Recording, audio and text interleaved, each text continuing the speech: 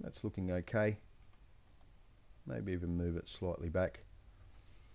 And now I can realign my text to suit my camera angle. And that's probably about where I'm looking. So let's give that a bit of a render. And I like the angles. I like where we're going with it. I think it's, you know, a little bit of tweaking. This is a tutorial, and I've got to try and crank it out as fast as I can and show you as much as I can.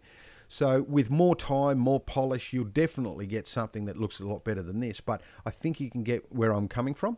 The other thing I want to do with this is just to add a little bit of variation by adding some extra objects. You can use primitive objects. In this instance, I'm just going to use some splines.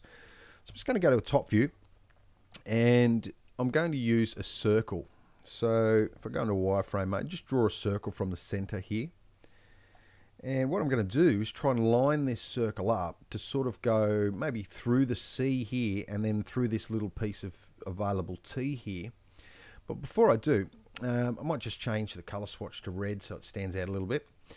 I'm going to enable, this is in the modify tab for that circle. I'm going to enable the renderer, and I'm going to enable the viewport. I'm going to go radial, but then I'm going to turn the sides down to 3. And what actually happens with that is you get a triangular.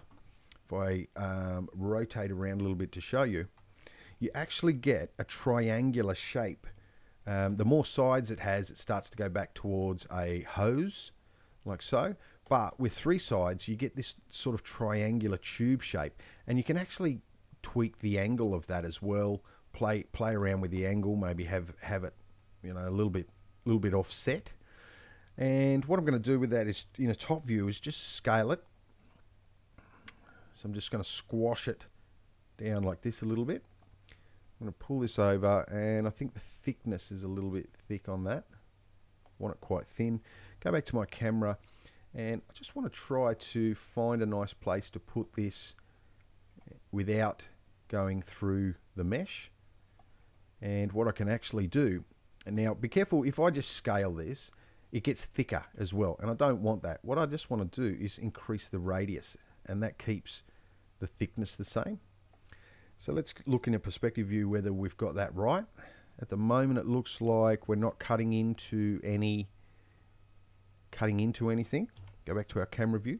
What I might also do is just offset the rotation this way a little bit as well, and once again just make sure we're not cutting in to anything. I think it looks okay. And if we give that a quick render, so that's not too bad. And I might just do another one. So if we hold shift and just rotate, we get another one there. And as a copy, just tweak that.